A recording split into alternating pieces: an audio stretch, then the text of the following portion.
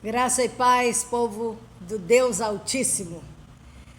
A minha oração nesse momento é de gratidão a Deus pela sua vida, pela nossa vida e por sermos livres para falarmos da palavra de Deus e do amor de Deus. E hoje eu quero trazer para você algo que está no livro de Efésios, no capítulo 5, os versos 15 a 18, e mais dois versículos no capítulo 4, os versos 30 e 31. Se você tiver aí com a sua Bíblia no jeitinho, abra em Efésios capítulo 5 e nós vamos ler a partir do verso 15. E que Deus nos ajude e abençoe em nome de Jesus. Diz assim a palavra do Senhor: portanto, vede prudentemente como andais, não como nécios, e sim como sábios, remindo o tempo, porque os dias são maus. Por esta razão, não vos torneis insensatos, mas procurai compreender qual a vontade do Senhor.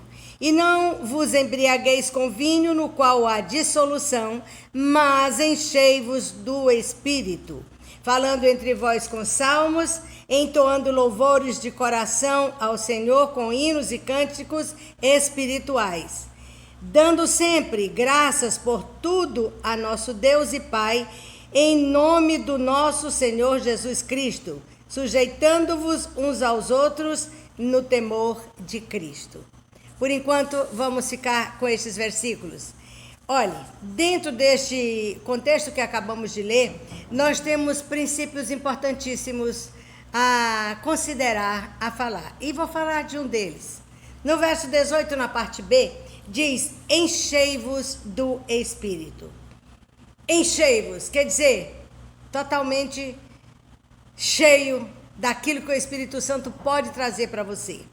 Só para lhe lembrar, quando Jesus Cristo teve suas últimas conversas com seus discípulos e ele disse que voltaria para o Pai, ele também disse aos discípulos: mas não vos deixarei sós, enviarei o Espírito Santo de Deus, o meu Espírito, e ele estará convosco, nos vos ensinando, vos levando no trabalho, na obra, em tudo aquilo que fosse necessário fazer. Então aqui quando diz assim, enchei-vos do Espírito, quer dizer que o Pai deseja que nós sejamos totalmente controlados, submissos, dominados, cuidados, zelados e enviados pelo Espírito Santo de Deus. E há algo que nós precisamos entender, que há um projeto de Deus nas nossas vidas para que vivamos de acordo com a palavra dele. E esta alegria, esse enchimento que nós temos que obedecer, porque é uma ordenança de Deus, é necessário que a gente seja totalmente comprometido em entender, em aprender e em viver este versículo. Ser cheio. O que é ser cheio? Aqui no caso é ser pleno do Espírito Santo, é estar sujeito, é ser submisso, é entregar-se totalmente a Ele, ser disponível ao Espírito Santo, dizer para Ele: eis-me aqui. E desta forma, nós poderemos conquistar uma intimidade com o Senhor, nos entregando a Ele, recebendo a instrução e vivendo todos os dias dentro desse chamado, desse convite amoroso, dessa ordenança de Deus. Devemos nos entregar tudo, o nosso tempo, nossos sentimentos, nossa vontade, nossos projetos, nossa disposição, nossos pensamentos e os nossos lábios, para que deles não saiam palavras profanas, para que deles não saiam palavras de maldição, para que deles só saiam bênçãos, porque nós vamos estar agradando e alegrando o Espírito Santo, que é exatamente o que Ele quer que saia de nós. Lá no fruto do Espírito, ele diz para a gente ser longânimo, bondoso, amoroso, ter domínio próprio, viver na dependência, ter fé. É isso que precisamos fazer. Aí, tudo que nós aprendemos a desenvolver dentro deste chamado do Senhor, que quando Ele diz enchei-vos do Espírito, vai nos tornar livres para recebermos de Deus a instrução para esta nossa vida, para o ministério que venhamos a desempenhar. Esse enchei-vos do Espírito, como eu já disse, ele é um imperativo de Deus que espera que nós cumpramos. Você entendeu isso? encher-se do Espírito, estar totalmente submisso a Ele, deixar que Ele conduza a sua vida. Aí lá, volte a sua Bíblia para o capítulo 4, e no verso 30 e 31 do capítulo 4, está escrito o seguinte, verso 30, e não entristeçais o Espírito de Deus, no qual fostes selados para o dia da redenção. Longe de vós toda amargura e cólera e ira e gritaria e blasfêmia e bem assim toda malícia. Olhe bem, antes sede uns para com os outros benignos, compassivos, perdoando-vos uns aos outros, como também Deus em Cristo vos perdoou. Eu li até o verso 32. Olhe bem a direção que a palavra nos dá. Aqui diz, não entristeçais o Espírito Santo de Deus. Ele, o Espírito Santo de Deus, não pode ser entristecido por nós, porque se isso acontecer, nós não vamos poder desfrutar a comunhão com o Pai, que nos levará a uma vida de milagres, a uma vida de vitórias. Então nós temos que fazer aquilo que a palavra nos ensina. Nós temos que seguir a ordenança do nosso Pai. Nós temos que viver em comunhão com esta palavra, em obediência a essa palavra. E como podemos entristecer o Espírito Santo de Deus? Você pode pensar, mas eu não sou uma pessoa má. Eu não sou criminoso ou criminosa, eu não sou uma ladra ou um ladrão, eu não sou uma pessoa nojenta, eu não faço isso, eu não faço aquilo. Mas veja bem que aqui no verso 31 ele diz, longe de vós toda amargura, cólera, ira, gritaria, blasfêmia e toda malícia. E aí eu volto a te dizer, como poderemos entristecer o Espírito Santo de Deus? A desobediência, o egoísmo, a indiferença, a carnalidade, o orgulho, a falta de oração, a negligência com a leitura da palavra de Deus e tudo aquilo que eu acabei de ler.